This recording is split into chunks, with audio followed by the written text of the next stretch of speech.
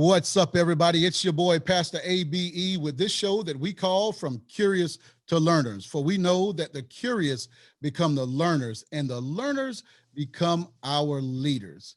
We're back with episode 21, and today we have a very, very exciting show today. Today, our guest is none other than Adam Godwin. Adam is the head soccer coach of Randolph College Wildcats. But Adam is better. He's known, some know him as the coach of the Randolph College Wildcats soccer team. But Adam is best known as Morgan's husband. So Amen. We refer to Adam as Morgan's husband. He is Charlie and Jack's dad. Those are great things to be known as Morgan's husband, Charlie and Jack's father. But most of all, I could tell you about how impressive of an athlete he is. We'll get into all of that. But the one thing that I want you all to know, which is going to guide our conversation today, is that Adam Godwin is a child of God. That's the most important, impressive thing I can say about Adam Godwin, is that Adam Godwin is a child of God. Now, I'm going to let Adam introduce himself, but before that, why don't everyone give Adam a hand clap and just make him feel welcome here on the show. All right. This is Morgan's husband. Y'all can do better than that.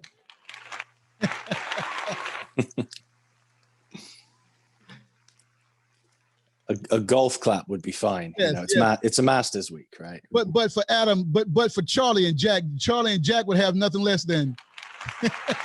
Oh yeah. Oh, awesome. Just so Adam, thank you so much for taking the time to share with us this evening. We have a lot that we're going to talk about. But before we get into our discussion, I want you to take some time to just give a proper bio of who you are, so our listeners, who I affectionately call our learners, they can learn they're going to be spending the next 45 minutes to an hour listening to in their car today. Why don't you take some time to tell them about Adam Godwin? Yeah, and I appreciate that introduction. I think when I try to be really conscious that when I introduce myself, I do introduce myself. I'm a child of God. I'm a husband. I'm a father. That's who I am. What I do is I've been very fortunate to be involved in NCAA college athletics since about 2006. Professionally, that's what I do. Prior to that, I was a student athlete at Liberty University. I was on the men's soccer team for 4 years, and then prior to that, I grew up in England, and I'm sure we'll get into a little bit of that.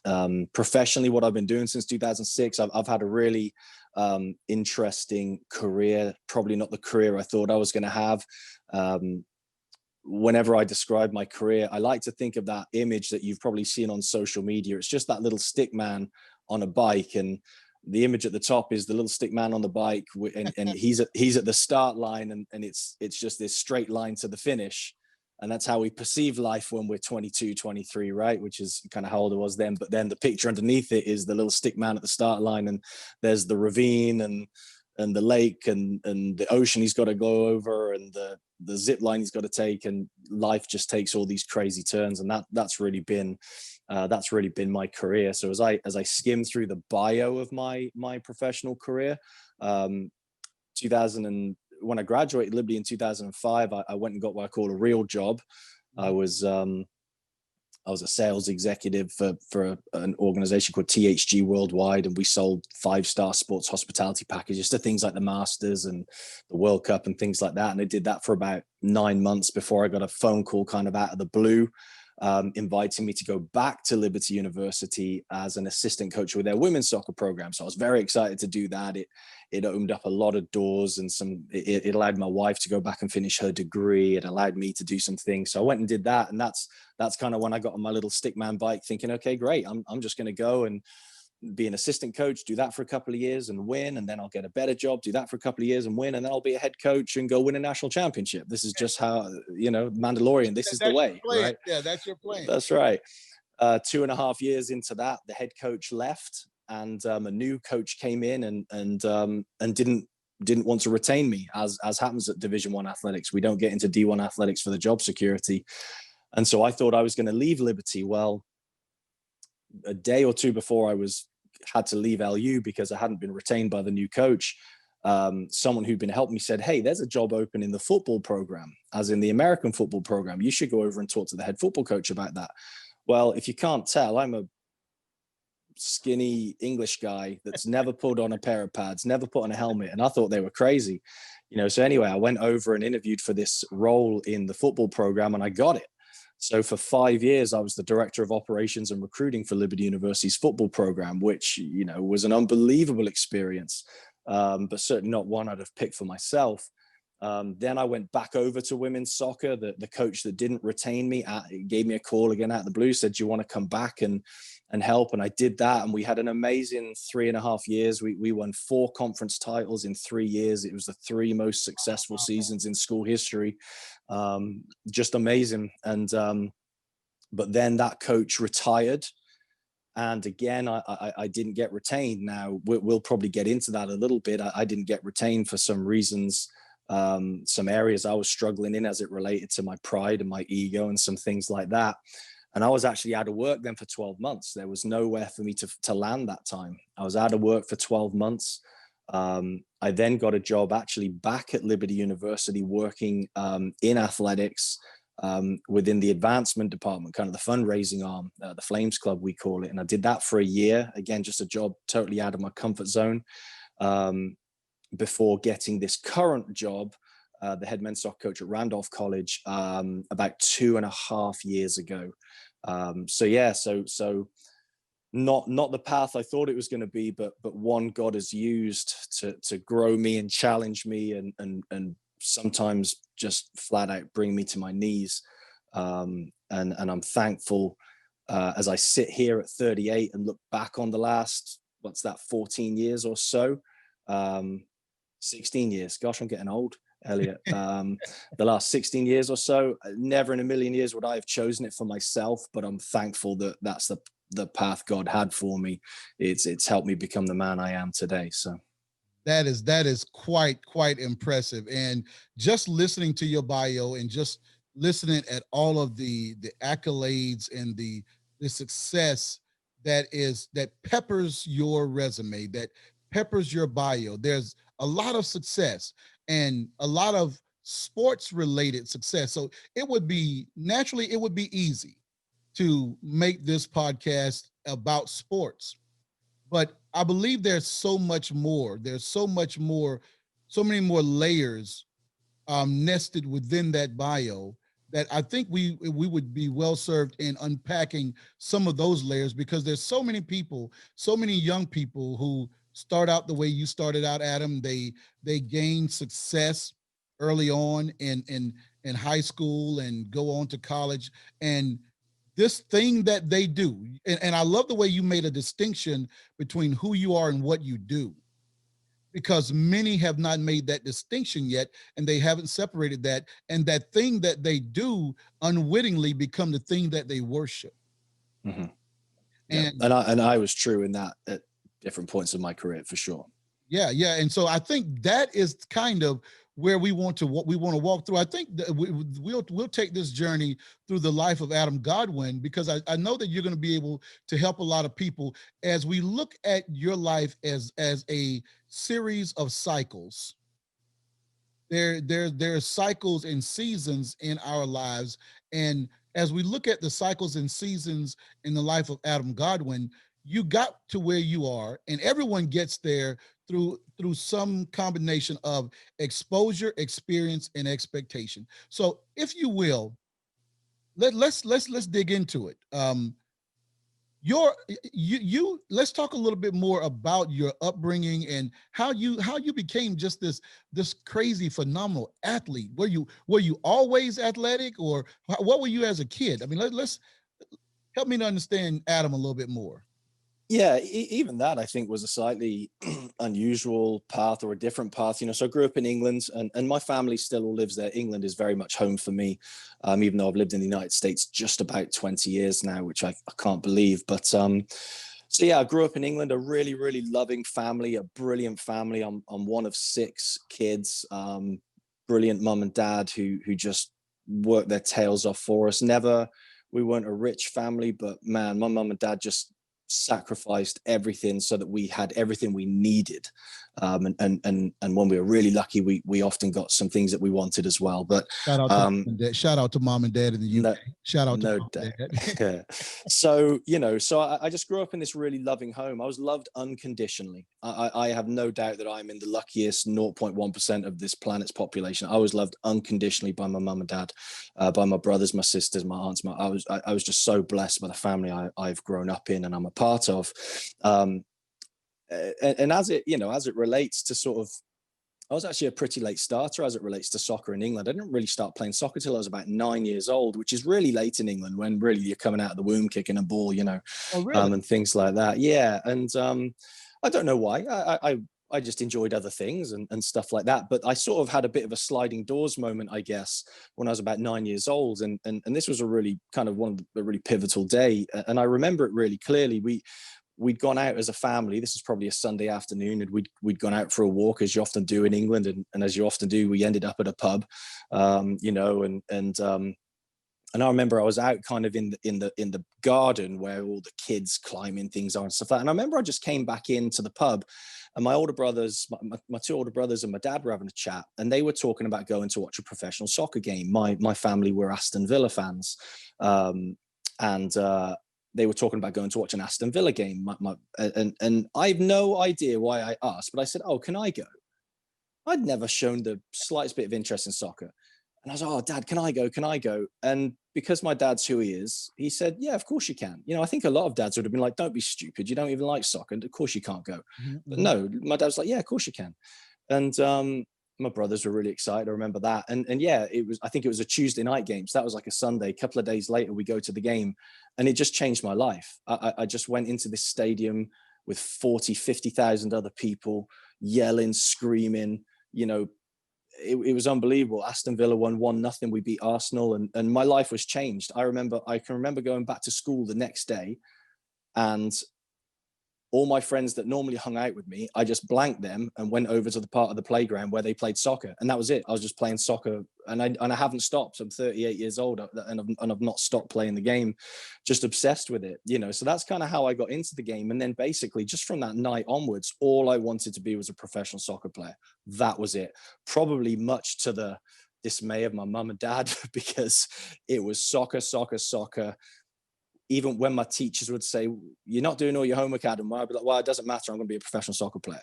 Probably wasn't the most respectful kid growing up in some regards, but and it just drove my life. It just drove my life, and it kind of culminated probably around 17, 18 years old, where you're chasing this dream of being a professional soccer player, and all of a sudden, I had professional scouts coming to watch me.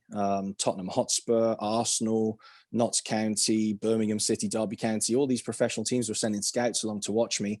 Tottenham Hotspur, which is a Premier League football club, invited me for tryouts. So I went to Tottenham and tried out with them for a week, and it didn't work out. But then a team a little bit lower down the professional ladder brought me in for a tryout, and they actually offered me a 1-year professional contract, Notts County.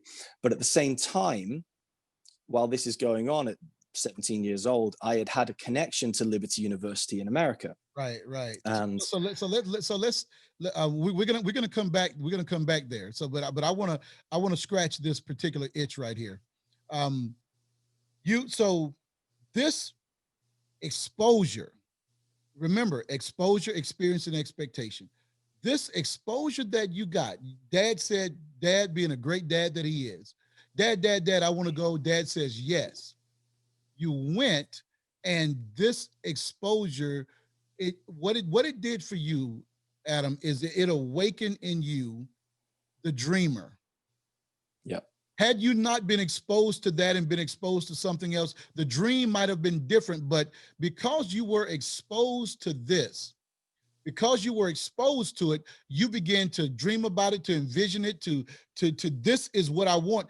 And that came because of exposure. And I believe, as I share often on this show from Curious to Learners, is that we will rise in our station in our life based on our exposure, experience, and expectation. Exposure is what's gonna awaken something in us, that dream, that aspiration, that I can do this. I want this for me. And that flame, that fire was lit in Adam at the age of 9 years old. And here he is almost 30 years later, nearly 30 years later, and that flame is still burning. That lets I want all of the leaders, all of the parents, the coaches, and those student athletes and young adults to understand exposure is important, because oftentimes the converse to your great story is also true. You were exposed to something great that led you to a great aspiration. Some are not so fortunate, and all they're exposed to is pain and suffering and depravity and crime. And guess what? They begin to aspire down instead of up. Yeah, no, I'd agree with that.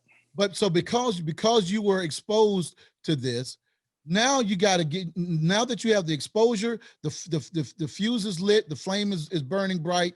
Now you got to get some experience. Mm-hmm. The experience is what gives you the proficiency in that thing. And so let's talk about a little bit. We're going to we're leading on this journey now. We're talking about this early cycle in your life is where you got the exposure. Now you're getting the experience. You're going to matriculate through grade school, through middle school, through what we call high school, and eventually you're about to get ready to go off to university. But prior to that, what was your early experience like in soccer? Yeah, so I think that's really good. So I basically, probably the next day I joined the local soccer club. So I think U10s or U11s was probably my first season, and I was terrible. I was just rubbish at this game. Do you know what I mean? And so the only team I could join was the worst team, because I was the worst player. And we got our butts kicked. My mum would work on a Saturday quite often, and I'd always come home from the game and pick up the phone and call my mum and tell her the score. I remember one week we got beat 23-0. And it was just, we were just so bad. I'll never forget our last game of the season at U11s. We got beat 5-0, and we were so proud of ourselves because we'd only got beat 5-0, Adam, we had a TV show when I was growing up, and I'm a little older than you, but there was a team about baseball in America, and it was called the Bad News Bears. Oh, we were the Bad News Bears. It sounds like you're describing the UK soccer equivalent of the Bad News. No doubt. So, so that's where I started, but it was a good environment for me. I had good coaches, and I had, heck, they must have done a really great job of creating an environment. If we were getting our butts kicked 10-0 every week and we kept coming back, they must have done an unbelievable job to create an environment where we wanted to do that. So anyway, I remember so the team was Lads Club. That was the name of the local club. And I was with them from U11s, U12s, U13s, and kind of U11s, I was the worst player on the team. But then pretty quickly, I found that I was quite good at this game. And I remember U12s and U13, I was like the player of the year, the coach's player of the year, the player's player of the year, and things like that. What was the turning point? What was the turning point? Was it additional? Did you put in some additional hours kicking the ball and working on your dribbling? Yeah. I think I was just, that passion, that fire that you talk about really created a bit of obsession. And yeah, I remember my mum and dad still live in the house I grew up in. There's a great big wall in front of our house, and I would just go out for hours and just kick the ball against this wall, and then just around the corner, literally just around the corner from where I lived, there was a high school. So after school, we'd go around there and play on the park, play on the grass, out there on the fields. And, my buddy, I'd get home from school, put my soccer stuff on, my buddy'd knock on the door, we'd go around to the park, and we'd just play until it was too dark to see, until our parents were worried coming looking for us. And I think what's really important to understand is parents coaches, you can't manufacture that. I see a lot of American parents trying to drive their kids to that point. My mum and dad couldn't have made me do that. I just wanted to do it. I just had, to your point, the exposure had lit this fire, and I was just obsessed with the game. And so, yeah, I certainly think that I put in more work, but I didn't put in more work. It wasn't work. It was play. I loved it. I just wanted to go and play soccer and play with my friends and try things I couldn't do and see if I could get better at it. So yeah, I think that gave me a pretty quick trajectory. And then I remember for my U14 season, I moved from the worst club to the best club. So all of a sudden I went from being the best player on the worst team to the worst player on the best team. And it was almost like I had to climb a new ladder. Do you know what I mean? Because that's where the growth is. There is there is no growth. There's no real growth in your comfort zone. Yeah, I'd already maximized. I was the best player on that team. I had to move on. I had to leave. I wasn't going to get any better. So, you know, and I recognized that. And so I moved on, and it was really difficult. My under 14 season was really difficult because I was used to playing every minute of every game, and all of a sudden I'm on the bench. And heck, there were some games I didn't even play in. And I'll tell you, it also kind of. What did that do to your psyche? You're 14, 13, 14. Yeah, it was hard, Elliot. I'll tell you what, it coincided as well with a growth spurt. I'm 6'2", and I've probably been 6'2" since I was about 14. And I was just all arms and legs. So not only was I in a higher playing environment, I was also almost having to relearn the game because my body was new to me. Do you know what I mean? And I remember that U14 season was hard. There were probably moments when I wanted to quit. But I'll say this: I think if I have a character skill that I have excelled at in my life, it's perseverance. And I think probably that year was the first year I demonstrated that, to hang in there, to persevere, to keep going. And then actually my U15 season, I was the player of the year for them. My U16 season, I was the player of the year again. And then from my U16 season, you typically you go on to U17 and U18. But anyway, in England, the way all of the soccer clubs are structured is you have what they call a first team, which is the senior men's team. And let's use like Liverpool. Liverpool are the English champions right now. So they obviously have their senior men's team, and it's the professional team that plays in the Premier League. But they have teams that go all the way down to like U8s. And hopefully you go through that process. Anyway, all of the clubs are structured the same way.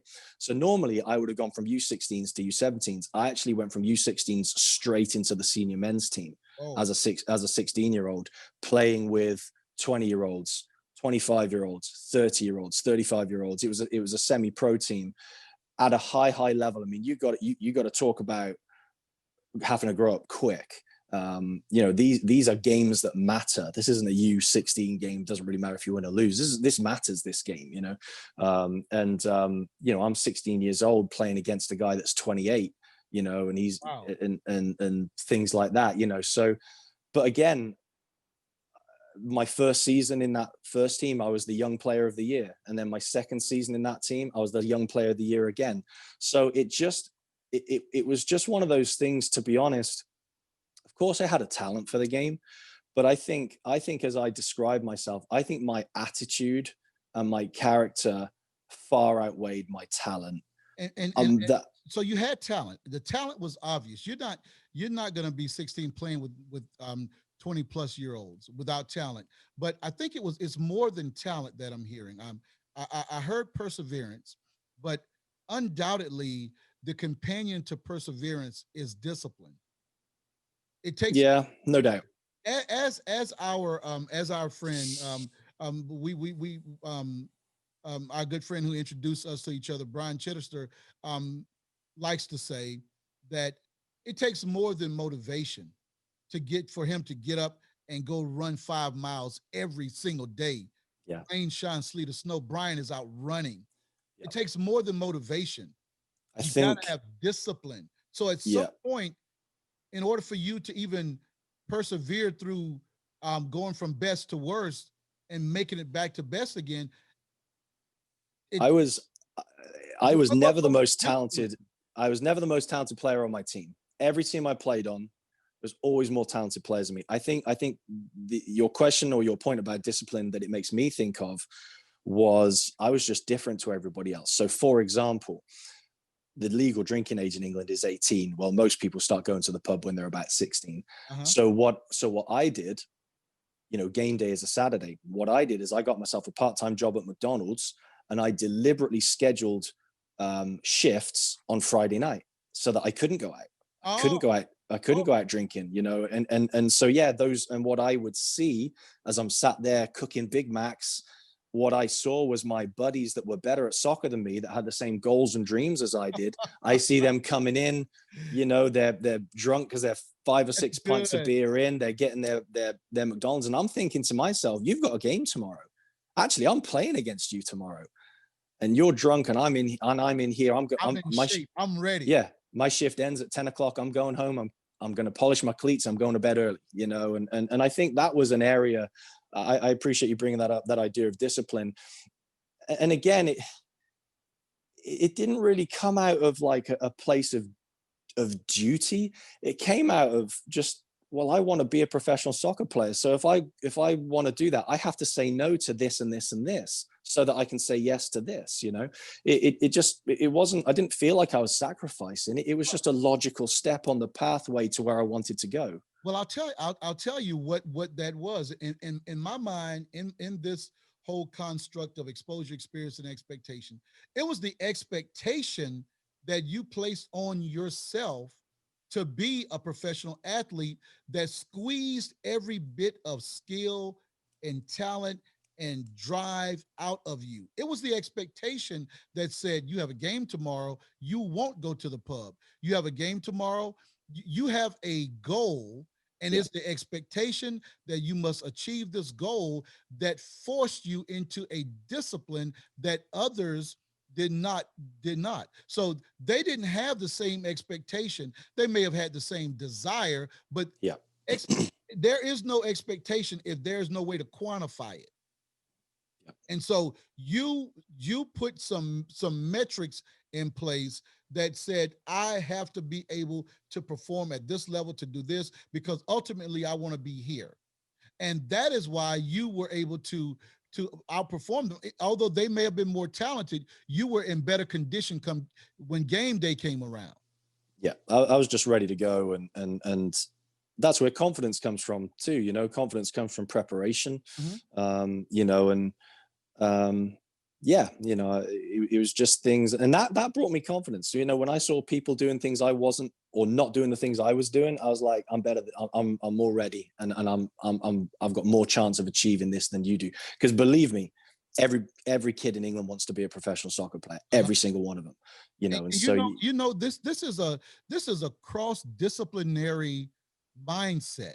I think anyone listening to this who aspires to perform at a high level, whether it's at academics or athletics, I think the discipline that Adam has just exposed us to, that he introduced into his own life, if we would apply that same discipline, not motivation, but discipline in our lives, because there is something greater than what we're currently doing that we want to achieve. If we introduce that same level of discipline as an American football player, as a American softball player, basketball player, swimmer, you're a swimmer, a diver, whatever it is, if you would introduce that same type of discipline, and it's more than just athletic discipline. It's character discipline, which is the differentiator. That's what I'm hearing from you, Adam, is that there was a character discipline because you disciplined yourself. You kept yourself in check. And if you can, a man who doesn't rule his own spirit is like a city without walls, defenseless. And even at this point, I know since I've already talked to you, you didn't even know that at that time. You weren't even cognizant of these biblical principles, that a man who does not rule his own spirit is like a city without walls, defenseless, but you saw it. You saw it with your opponents who may have been more talented than you, but they couldn't control their urges. They couldn't control their desires. They couldn't control their wants, whereas you could. And so, do you have any anecdotes of some of those players who should have gone far but didn't because they lacked that character discipline? There's dozens of guys that were really great guys, but they just, I'll say this, you know, so when you in England, we finish high school at 16, and then you can go into the workforce if you like, or you can go on and take higher level. You spend 2 years at what they call sixth form college. So I did that. I went on, and I'll tell you, that first year at sixth form college, so that kind of 16 to 17 age was actually really lonely for me, because yeah, all my buddies were going out and they were all drinking and they were all having a really good time. And you know, so I'd come into sixth form college on a Monday morning and I'm out of the loop because something hilarious happened at the pub or something unbelievable happened at the club, and they're talking about it and I'm just out of the loop because I was flipping hamburgers. Mhm. And but ultimately the difference between us was that they enjoyed that more. They enjoyed the distraction more than they enjoyed, more than they Wow. wanted to go after their goal, you know. And Wow. for Wow. me, Adam, say that one more time. They I think they just enjoyed the distraction more. more than they were passionate about their goals, you Wow. know.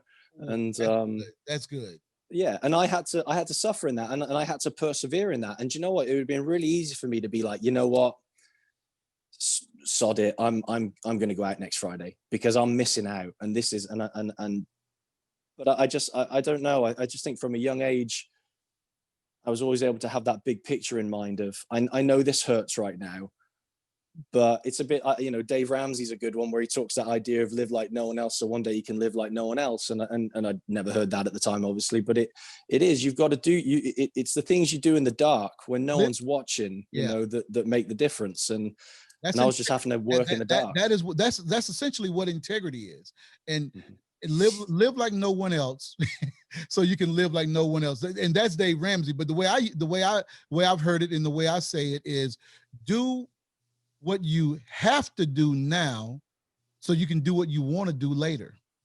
You No do doubt. what's necessary, you do what's required, you do what you have to do right now so you can do whatever you want to do later. Yeah. And so that requires that discipline and that character discipline. But Adam, as disciplined as you are with all of the exposure, the experience, and the expectation, you're now starting to get a little bit of pub. You're starting, this is what we call it in the US. You're getting some hype. You're getting, the stories are starting to get out. Adam, you guys seen this guy, Adam. So people are starting to talk about Adam, and Adam is starting to get scouts to come in. That affects young men and young women. That affects young people in different ways. How did the hype machine affect young Adam?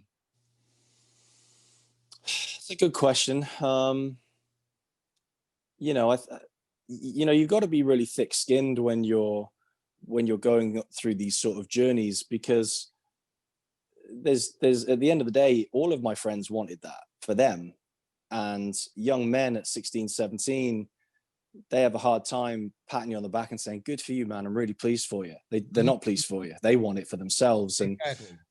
you know, and I think again, I just think it goes back to that idea of you just recognize that you've you've just got to kind of put the blinders on and keep moving towards your goal. And these are probably things these are things I persevered through, and I probably didn't have the words for them at the time. But I think it just goes back to that idea of, you know, I say to my wife all the time, babe, what other people think of me is none of my business. Mm-hmm. You know, it just doesn't matter what people think of me. What matters is what I think of me, what my wife thinks of me. But when I'm a kid, obviously, all that really matters is what my mum and dad think about me. What do my Right. brothers think of me? What about my? This is the easiest way to put it. Like, I, I don't think I ever really set out to prove anyone wrong. I think my goal and my drive came from wanting to prove people right. Like I wanted to prove my mom and dad were right. You know, my Wow. coaches that believed in me, they were right. And that is actually what drove me, because I didn't want to let them down. It was never about achieving to prove somebody else wrong. And Adam, that is the power and the value of good mentors, because using the same construct that I have, exposure, experience, and expectation, is often the mentors that are pivotal in doing that exposing. The mentors are usually the ones who will expose us and awaken us to new ways of envisioning things and new experiences. Is often a mentor. And so it's important for mentors, and not just mentors, but sponsors as well, to have that type of effect on someone, that they want to prove the mentor, the sponsor, right. My mother told me when I was young that I was brilliant. I wanted to prove mom right. And so I was always trying to read more, study more, because I know that it put a smile on my mom's face when she could talk to her sisters about how smart Elliot was. And so, I wanted to be smarter and more brilliant, and I wanted to achieve more because, like you said, I wanted to prove her right. So parents, coaches, leaders, listen to this. If you set the right example and you are a mentor worth your salt, the people that you have been blessed to lead will one day want to prove you right if you are espousing the right and positive message to them. That's good, Adam. I'm glad you brought that up. I think that is a valuable nugget for us to take from this, because mentors, we're all mentors. You're a coach, so you're a mentor. People who lead in various capacities, imagine if there's nothing ever good that you said about the people that you're leading. Imagine if the words that came out of your mouth was never self-affirming, but always destructive. You're destroying a life instead of building up a life. And parents can be guilty of that. Shout out to your mom and your dad, because they set a great example, and they set an example that you wanted to live up to, not words that you found yourself that became self-fulfilling prophecy that you live down to. So that's important. But now you're starting to get some accolades. Enter Robbie Weaver. Robbie Weaver somehow enters into this conversation. Weave Robbie into the tapestry of this conversation where he belongs. Yeah, so Robbie was a guy who he grew up just outside of my hometown, but we'd never actually met because Rob was probably 5 or 6 years older than me. But anyway, we when I got fast tracked into the senior team, that's when I met Robbie. I met him one Christmas. He was home from the United States, where he had gone out to Liberty University on a soccer scholarship and had remained as an assistant women's soccer coach. But he played for the same club I did. Our club was called Westfields.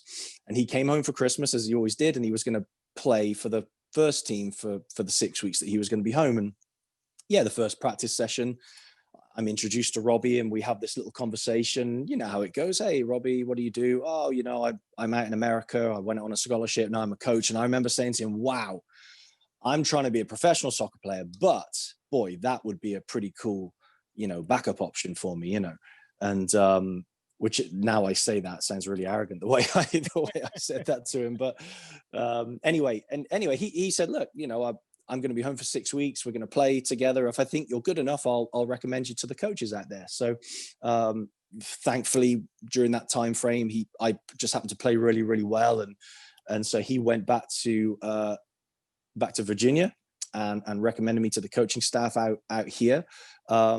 But not very, very much happened, to be honest. Now, the time is important context of that, because this is basically Christmas 1999.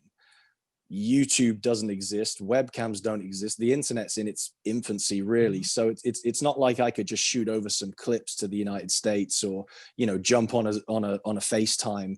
So this thing moved forward at a snail's pace, really, probably from sort of Christmas 99 to kind of August of 2000. What happened in August of 2000 was that's when the professional teams started to come and watch me play. And I started to get some offers and some things like that. And when I started to get these offers from these professional teams, Liberty University offered me a full scholarship. They'd never seen me play. They'd never met me. But because of, I guess, you know, it's a little bit like being co-signed, right? These other big organizations, these pro teams are sort of co-signing on my ability. They're like, okay. So they just offered me a full scholarship. So and if I continue here, this is going to be another 10 minutes. If you're okay with me kind of continuing down this, please, down this pathway here, or down this answer. So that was obviously really exciting. So I'm on the phone with them a little bit, and their website was pretty rudimentary, as you can imagine, back then. So I'm trying to sort of glean as much information. Robbie Weaver's explaining as much as he possibly can about the place and the opportunity to go out there and play. But I'm one of these guys, like if I'm going to make a decision, I need all of the information. I've been like that. So I'm 17 years old at the time. And even then I was like that. And so I said, okay, I need to jump on a plane and go see this place. You know, I can't possibly make this decision without having seen it. So about October 2000, I jump on a plane and I fly out for a visit to Liberty. And really, I'm just blown away. I don't really have any right to be blown away by Liberty University, because in 2000, Liberty University wasn't really that much there that was that impressive. But it was America, which is incredibly exciting to British people. But I think what was really compelling for me was from the moment I set foot on that campus, I just had this feeling that this is where I had to be. And by feeling, I actually mean something physical. Like if I had a scalpel, I could have cut it out of my chest. It was that level of feeling. Now, Liberty, for those who may be listening and aren't aware, Liberty is a one of the premier Christian universities in the world. A lot of evangelical leaders have come out of Liberty University. Liberty, I mean, we're talking right here, Bible. This is the Bible list of this is very, very Bible-y, very, very churchy. And so this, I mean, unless you're raised in the church like I was, my dad was a pastor, this couldn't be something different, completely different for you. So Adam, what was your, at this point, what is your faith experience? Yeah, that's important context, right? Because my faith experience is zero. You know, the UK is what I call a post-Christian society. Christianity's been and is long gone. Jesus Christ is a Christmas character in the UK, just like the Easter Bunny is an Easter character. There's just I had no concept of anything. There's no concept of anything. So I'm on this visit, and it's just this amazing visit. But the whole time I'm there, I have this compelling physical feeling, emotion that, man, this is where you should be. Now, remember the context here. Back home in England, I have the offer of a professional contract. That's all I've wanted since I was 9 years old. It's all those nights working at McDonald's, right? All of those sacrifices I made. Yeah, like it's there for me. It's waiting for me when I land on the plane. So had a great visit, really compelling. I did not commit to Liberty on my visit because the plan was I was supposed to fly home, go to Nottingham and play one more trial game for Notts County, which was the pro team that offered me the contract. And after the game, sign the contract. That was the plan. So I said, Coach, let me go back and kind of let this play out, and you know, we'll go from there. So I do that, and I remember getting back to the UK, and I got the train up to Nottingham, and the cab picked me up from the train station to take me to the stadium. And I remember when I walked into the stadium, that feeling, that emotion that I had at Liberty that was so compelling. Visceral. It flipped. It was the exact opposite. As I'm standing there in that stadium, a couple of hours away from signing this contract, all I've ever wanted, this feeling is like, this isn't the place you should be. Now, again, I'm just a normal kid from England. I have zero faith. I don't know what this is. All I know is that this feeling is so compelling, it is making me question what I've been working for the last 8 or 9 years. So anyway, I play the game. I played okay in the game. And then after the game, I said, Coach, to the people there, I said, I'm sorry, I can't sign this contract. I'm going to go to America. And got the cab, went to the train station, got on the train, went home. I remember I walked in my front door. I didn't even talk to my mum and dad. I picked up the phone, called Liberty University and said, I'm coming. And that was that. And off I went on my little American adventure. That is so impressive, because actually I titled this particular podcast. My podcast, because we're from Curious to Learners, is all about curious about various things that people are curious about, and I wanted young people who are faced with this decision to hear your story, because there are some who are curious. Why would one choose a college scholarship over a pro contract? Because in America, it's the scholarship is just a pathway to get to the contract, because most young kids have the aspiration of playing professional ball of some type, but if they could get there without the scholarship, they would do it. Many have done it, but here you are with the choice. I've wanted to play professional soccer all my life, since the age of 9, when my dad says, yes, of course you can go. And you went and you saw that first soccer game, and it lit a fire in you that burned bright, and it still burns in you almost 30 years later. But at this point, it must be a roaring flame, but now it has competition. And the competition is more than just Liberty University. The competition is actually purpose. You may not have been aware of that at the time, but the competition was something far greater. Because a college can't really compete with a professional scholarship. It was something more that made you feel the way you felt than just the good old US of A and Liberty University in Lynchburg, Virginia. No doubt. And I think to answer the question, I've got to continue down the next 8 or 9 months of my life. So, I arrive in Lynchburg, Virginia, August the 10th, 2001.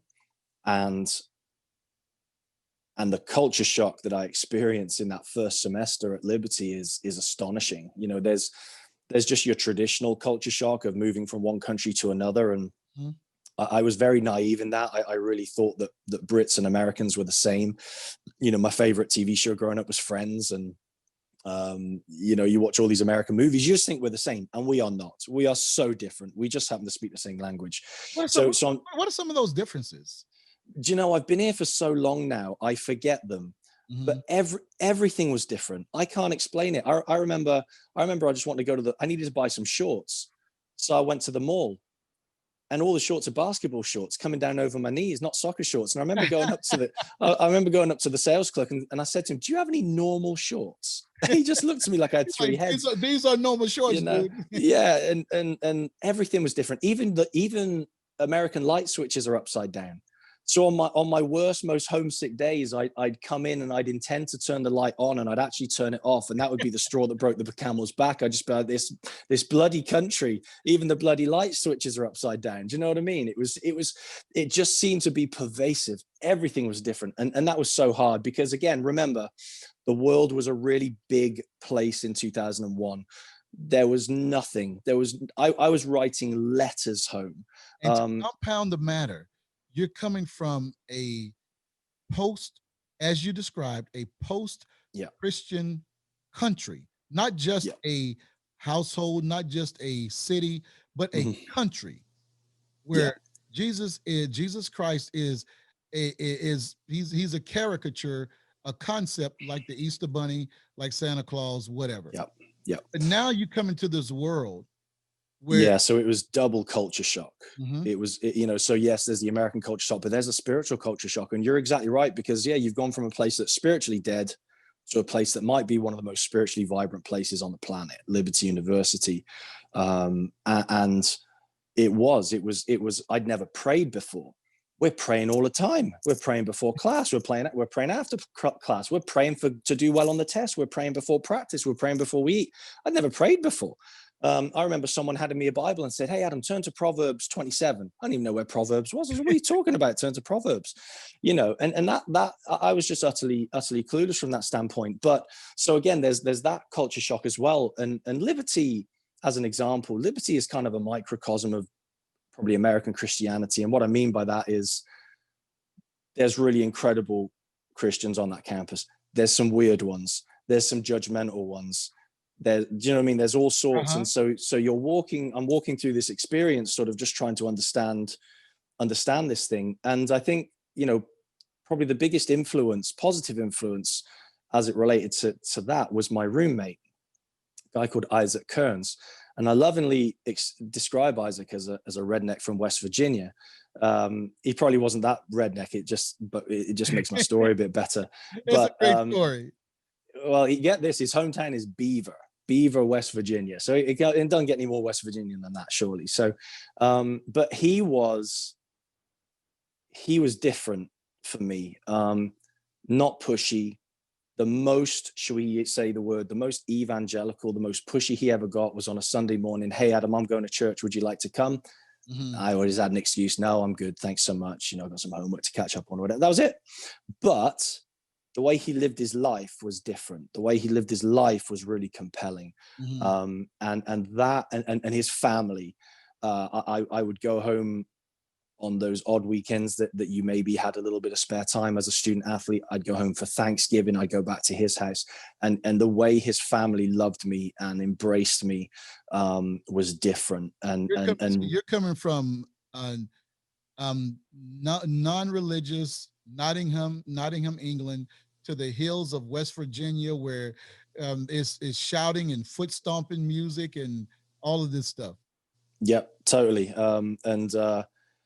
And that really kind of helped me survive probably my first semester. But still, I wouldn't say I didn't particularly have any great interest in faith. I was starting to learn, like, for example, when I landed, I didn't even understand what the term saved meant. People would ask me if I'm saved. I'm like, I don't know what you're talking about.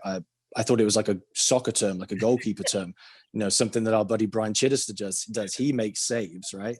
And I just didn't even know what that meant, So I'm learning, growing, understanding, and all those different things. But anyway, my second semester at LU, when I came home, and again, my first semester was hard. The culture shock, the homesickness. I didn't perform very well as a player. My freshman season was probably best described as okay, And I to be honest, sometimes I wonder why I got back on the plane, and a lot of it is my ability to persevere, my stubbornness, my all of those different things. But I got back on that plane, and that's really when I started to feel a change in myself. And so, for example, what I mean by that is I didn't own a Bible, mm-hmm. but when my roommate would leave the room, I'd get his Bible down and I'd start to leaf through it. Nothing serious, probably Proverbs and some things like that were easy. And then when I'd hear him coming back, I'd quickly put it back on the shelf and pretend I was doing something else, And that was like, wow, this is new behavior. This is not my behavior. This is new behavior. And that just grew with different influences and things like that. And I remember it all came to a head kind of around Easter time of my freshman year, 2000. And this is 2002 now, my second semester. And it was Easter. And so we went to the Easter service on Liberty University's campus, and they have this great big convocation center. It seats like 10,000 people. And the president, the founder at the time was Jerry Falwell Sr., which some of your listeners may have heard of. He's very powerful Southern Baptist type preacher. Very charismatic. Yeah. So you can imagine what a Jerry Falwell Sr. Easter service is like. The walls are shaking. Do you know what I mean? And understand, we're only 6 or 7 months removed from 9/11 at this point. I'd been in America 32 days when 9/11 happened. And so that Easter service was probably, as the young kids say today, it was lit. Yeah, I can remember it now. It's almost an electricity about the place, which again, remember, I'm just a normal kid from England. I didn't grow up in the church. I don't have any biases towards trying to promote faith. At this point in my life, I'm just a normal kid from England trying to figure this thing out. Anyway, I can remember the moment Dr. Falwell gave the invitation. Often for your listeners, often at these Baptist services, they'll preach and then there'll be an invitation. Come on down and give your life to Christ, Mm-hmm.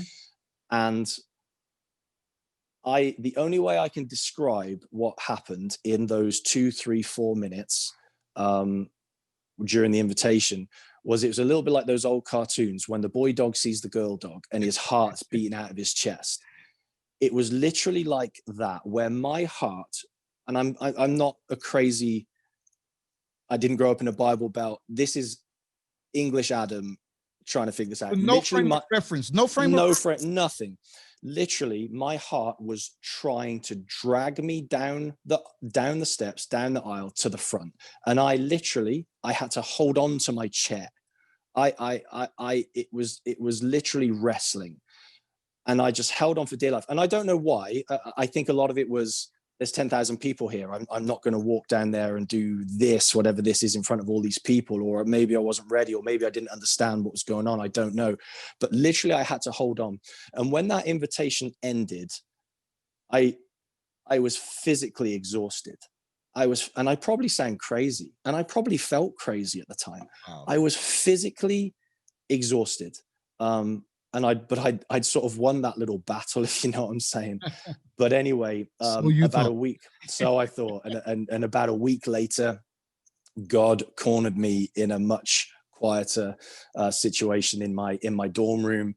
My roommate came in with another buddy, and actually that guy's dad, and they struck up a nonsense conversation about England. I could tell it was phony from the get-go. Uh-huh. And pretty quickly the conversation turned to salvation, to giving my life to Jesus Christ, and I did, April 13th, 2002. And that's normally, Elliot, if that's my testimony, that's normally where my testimony would end. I would kind of end it there. And it was actually several years later, I used to think, man, I've got a really boring testimony. That's really boring. Like, you hear some of these people, right, that God lifts them out of the gutter and all those different things. But this is actually how I end my testimony now, because this is something that God revealed to me. The reality is that God loves me so much. He literally picked me up and moved me to the other side of the world just so I could meet him. Oh my. That is the only reason I am here. I thought it was soccer, right? That's what I thought it was. No, because I couldn't hear. Let's bring it full circle. That feeling I felt on my visit to Liberty, that was God. I just didn't know it. I'd never heard him before. I didn't know it was God. I didn't know what the guy sounded like, but that's what it was. And here's what God knew. I can't hear him in England. Because there's so many things that aren't God in England. Ooh. That he gets drowned out. Wow. He had to pick me up and move me 3,500 miles so that I could hear him. He had to put me in a room with a redneck West Virginian, because there ain't any in England, someone that was going to talk truth to me and build into my life. Wow. And that is unbelievable love right there. Incredible. No greater love. No, look how great is that love, that I know that Adam, although Adam doesn't know me, he doesn't pray to me. I know his desires. I know that his heart's desire is to play professional soccer. But my desire is that he know me and I know him redemptively. So what I'm going to do is I'm going to interrupt his professional aspirations and give him something far greater. Because you could have kept the latter. You could have kept professional, but you would have remained in a godless relationship. And God loved you so much, he could not and would not tolerate that. No. He would not tolerate that. I finish it this way. I believed in myself as a young kid, and I really believe this about sports. Sports is about opportunity.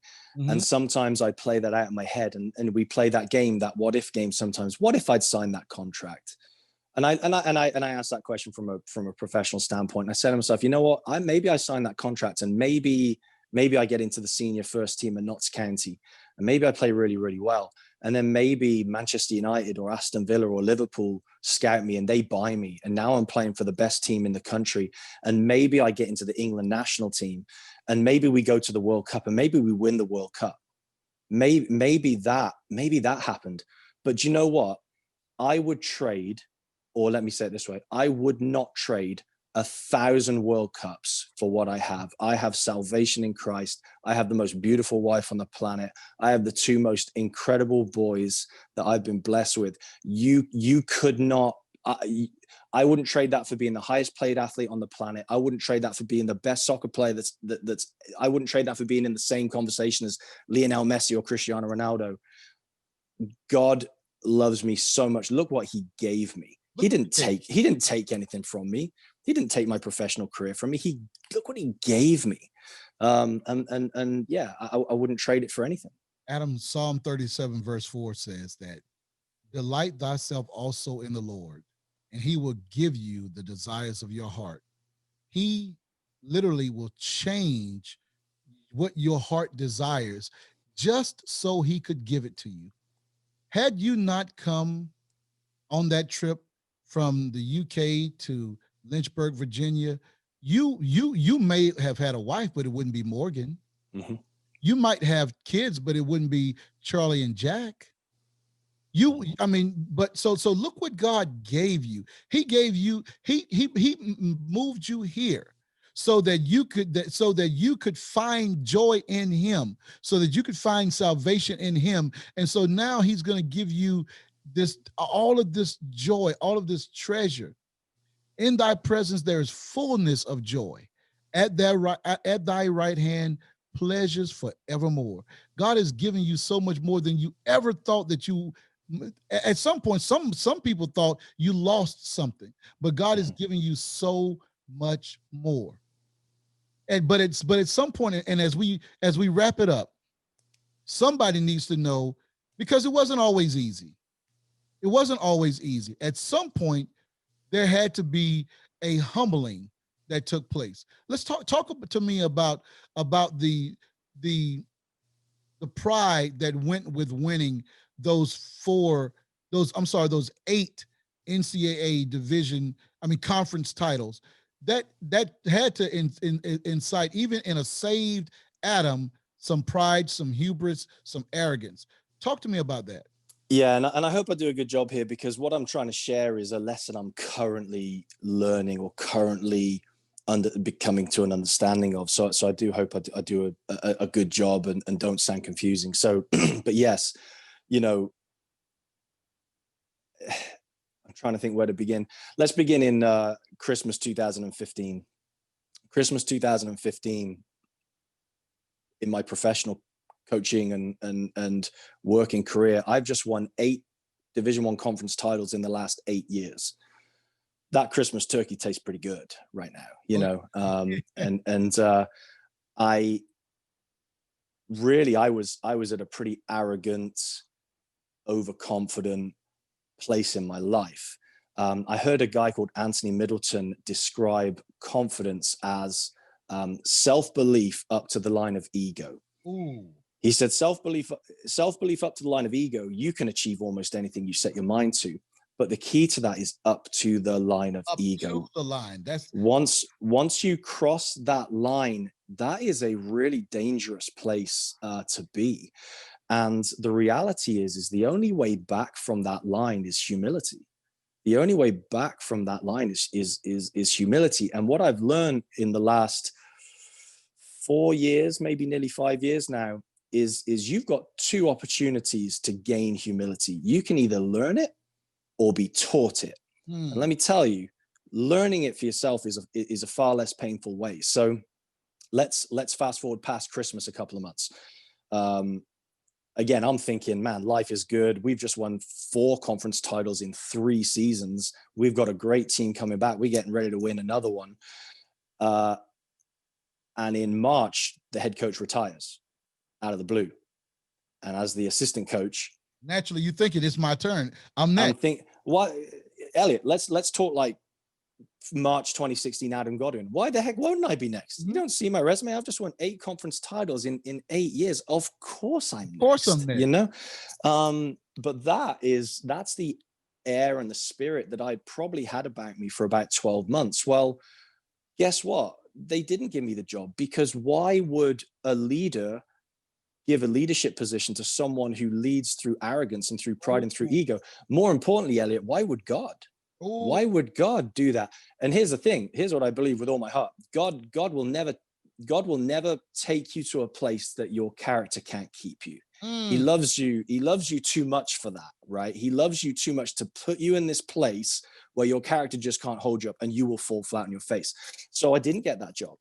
And the head coach that they did hire was really, really talented. And guess what? He didn't retain me, because would you want me as an assistant coach, like speaking that way, but you know, that level of ego? Of course not. You're not going to want that. So guess what? I didn't get retained. And this time there was nowhere to fall. And I was unemployed for 12 months, like, and which made no professional sense. I've got 8 conference titles in the last 8 years. What in the world is going on here? I'm out of work. It almost sounds like foolishness. It sounds like it's almost foolishness. It doesn't make sense. 8 titles in 8 years. You should not be in this position. Yeah. And I like to ask this question to people. How many no's, how many rejections would it take for you to give up on your dreams? Because for me, that number was 94.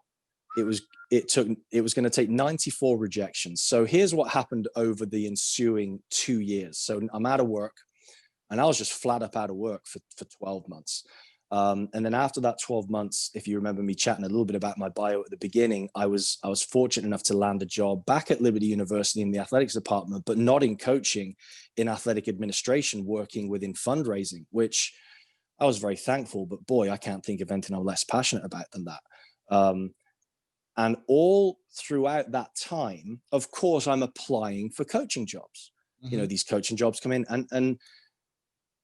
and by Christmas of 2017, I had applied for 93 coaching jobs and been rejected 93 times.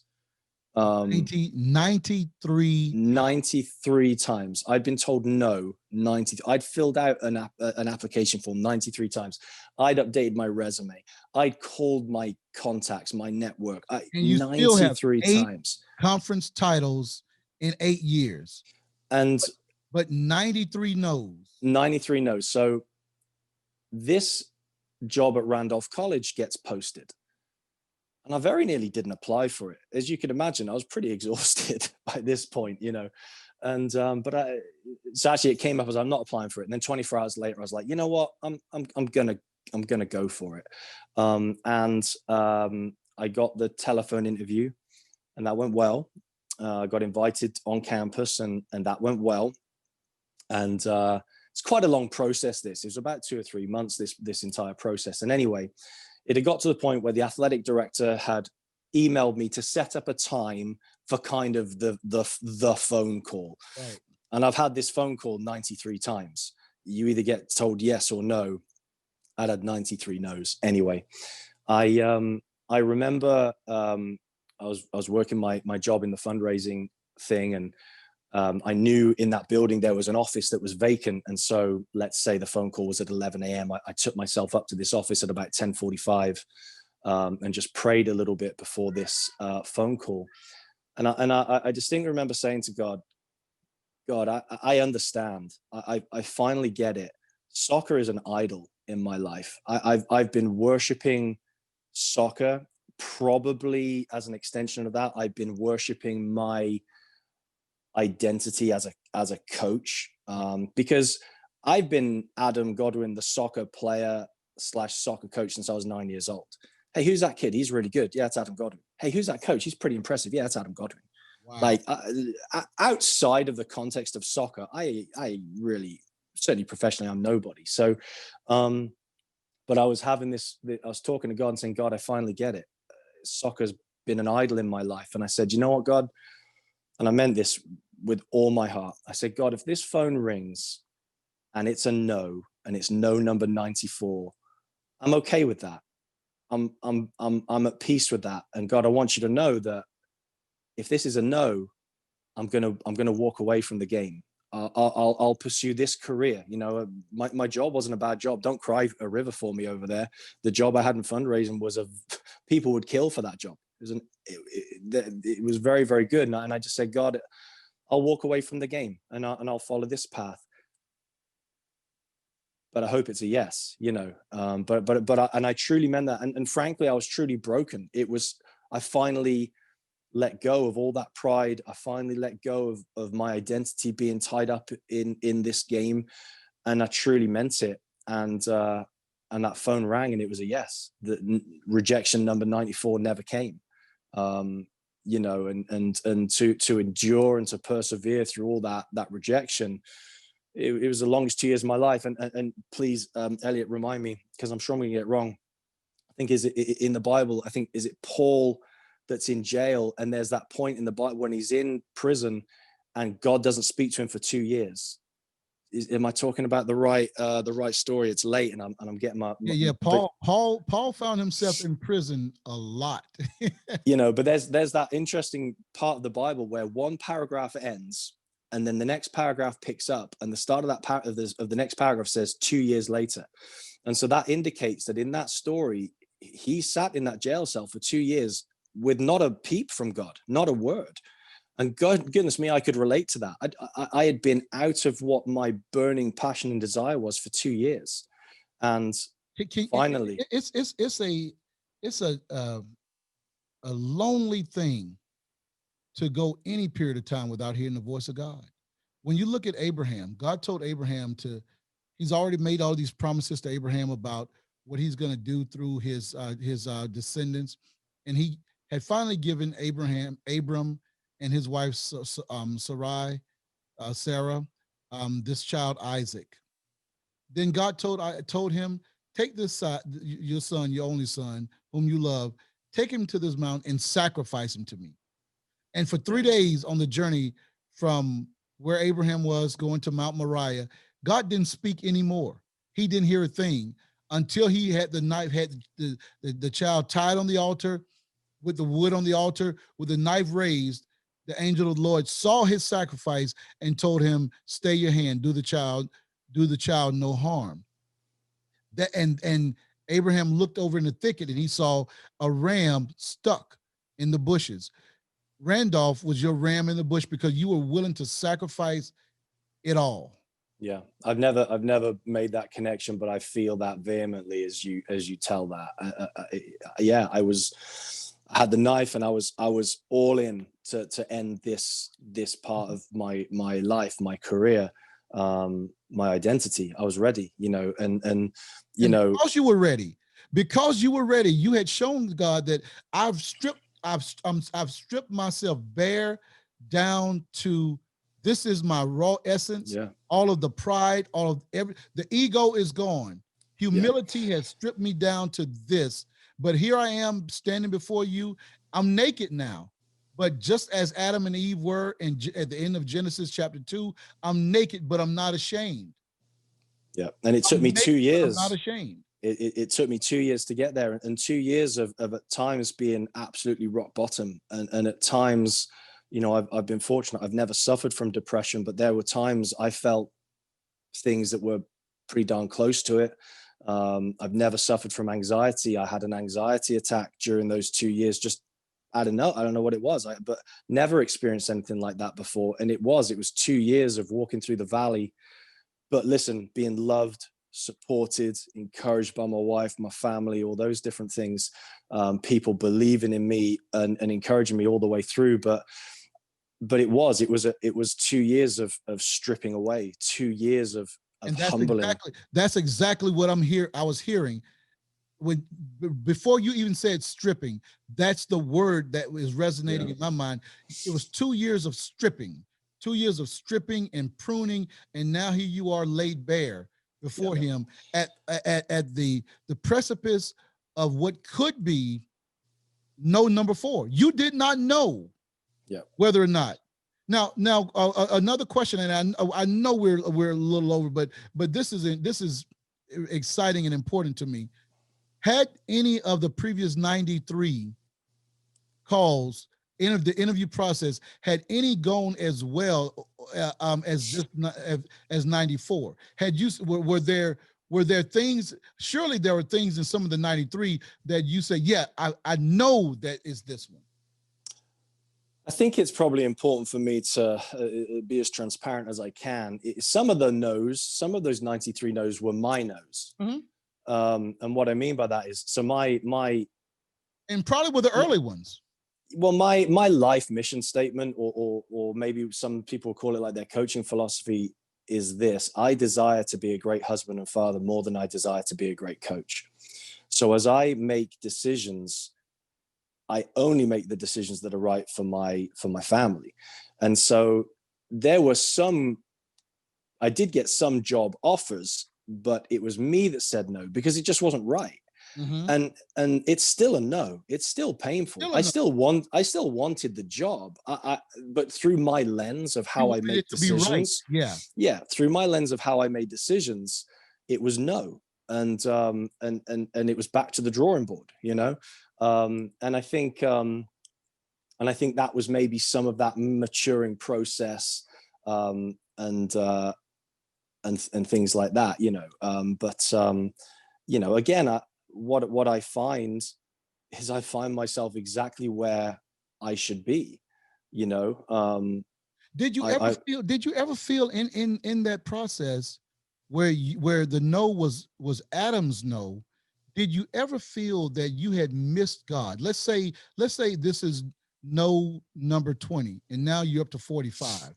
Did you ever go back and look and say, did I miss God? Should I have taken that? No. God was always very clear. And I talk, my wife is just she's just a rock. She's just, her faith is unbelievable. The way she loves me and our family is unbelievable. And obviously we talk about these things, and it was just so clear that they just weren't the right thing for whatever reason, whether it's geographical or financial or the situation, so I always felt that we made, it was, sometimes it's hard to accept that though, you're unemployed, and you just said no to an opportunity, and the bills are still coming in, and all those different things. But here's I heard Andy Stanley say, I think it was Andy Stanley say this once, and I've kept on it. The valley, when you're walking through the valley is no place to make decisions, because the valley is cold and dark and painful and scary. And the only decision you will make in the valley is one that moves you somewhere towards comfort. And as we know, nothing grows in comfortable places. The place to make decisions is at the mountaintop. That's where you should make decisions, because you can see clearly. Now, I don't know if I ever made it to the mountaintop, but I got to a place where I felt like I could hear God, and make a confident decision that Randolph College was the right decision for me. And ultimately it's been a brilliant 2.5 years where again, listen, it's an NCAA Division III program. I never ever intended to coach at the Division III level ever. That's why my Division I career is a little bit unusual with the way I bounced. I just wanted to stay in the Division I game. But again, I think you said it earlier, Elliot, God is faithful to us. God is faithful to us. Now, remember, my mission statement is I desire to be a great husband and father more than I desire to be a great coach. Division III at this point in my life is actually the perfect place to be, because I've got a 2-year-old and a 5-year-old and a wife who stays home with them. If I was at the Division I level, I'd barely see those kids. I'd barely see my wife. I'd be on the road recruiting. I'd be flying all over the country to games, to tournaments, to recruiting events. you know, we'd be like ships that pass in the night. As it is, I put my children to bed every night. You know, I don't have dinner with my family every night, you know, certainly in season, but heck of a lot more than if it was Division One. And that's God's faithfulness to me. We often think about faithfulness as being the other way, us being faithful to God. He is so faithful to us and our desires. And my desire is to be a great husband and father. That's my desire. That's all I actually want to be in this world. And he has created this perfect opportunity for me to do both. He's so You faithful. know, Even yeah, even when we are faithless, he abides faithful because he cannot deny himself. yeah. Now I'll leave you with with this one final question. We'll wrap up here. You were stripped 2 years in the valley. You were stripped, and humility. I think I heard you say the other day that humility is the antidote to ego. How has this process made you a better husband, a better father, and a better coach? I think if I was to put it into a little phrase, I'd say it's just allowed me to let go of my need to be right all the time. Um, and so, you know, the way it manifests itself is it's allowed me to be myself, because when you're full of pride and when you're full of ego, it's actually a very fragile place to be, because it's built entirely upon this house of cards that I have all the answers. Uh-huh. I know everything. I know more than you. And you probably have some listeners that I don't want to say they're egotistical or prideful, but they feel that. And here's what I mean by that. There may be a vice president of sales, and every day they go into work right now, they're terrified of their workforce, because what they're terrified of is they're terrified that the people that work underneath them are going to find out that they don't have all the answers. And the emperor has no clothes. And listen, there's no freer place to be than to actually say, I don't have all the answers. And that's how I coach now. Instead of trying to puff my chest out and pretend that I know everything, I'm able to come at it from a far more collaborative standpoint. All the studies show that if you're looking for unity, if you're looking for increased performance, if you're looking for tight-knit communities, the most important ingredient is vulnerability. Mm-hmm. You can't be vulnerable if you're egotistical. You can only be vulnerable if you come from a place of humility. And to those people that are listening in their, on their podcast right now, driving into work, afraid that they're going to get found out, that's reveal yourself, because the weight that will come off your shoulders, the improvement in the quality of your work, in your enjoyment of your work, in your relationships with your co-workers and the people that work underneath you, is going to go up tenfold. And I've been at Randolph for this is my third season, although we're on a little pause because of COVID. Our season actually starts in the spring instead of the fall this year. But I've been there, let's say, for 2 full seasons. I've won 0 championships, 0. But I've loved it. It's been the most fulfilling time of my career, even more fulfilling than all the championships we won, because I'm able to coach from a far more humble place. And what that means is I can coach from a far more authentic place.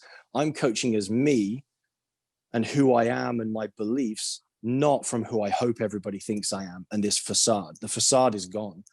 And now I can begin. It's almost like my coaching career began at 36. My true coaching career began at 36, and I'm finally coaching as Adam Godwin, not as who I think everybody thinks I am, because that's not who I am. That is so powerful. I was going to ask, and you've already answered my question that I was going to ask.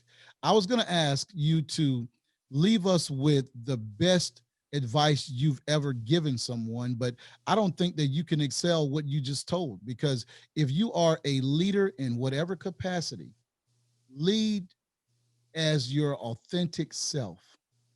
Take off the mask, disabuse yourself of the notion that you have to always be right, that you have to always be perfect, and then you will be free. You will be free, and you will be freer and more creative, and you will be more authentic, and you won't ever have to worry about being found out if you are already who you are supposed to be.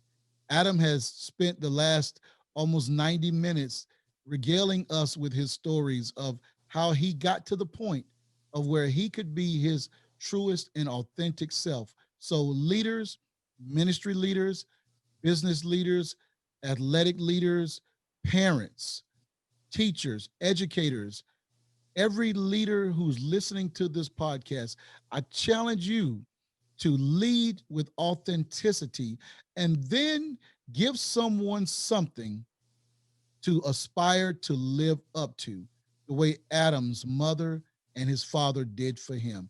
Adam wanted to prove them right. If you walk worthy of that leadership that you've been given, someone will want to prove you right. There's no greater compliment that a leader can get than to hear that I wanted to prove them right. That Adam, I've never heard that before. I wrote that down. That is gonna stay with me. That is gonna stay with me. I want to prove them right because as a leader, I'm going to challenge myself to lead in that manner, that the people that I lead will want to prove me right because I'm trying to pull something greater out of them. Now, that being said, I'll give you some parting words for our learners. Well, I'll just give you guys something practical to do, because do it for yourself first. So here's what I want you all to do when you finally get to your office. Once you get out a piece of paper, I want you to draw a line down the middle of that paper.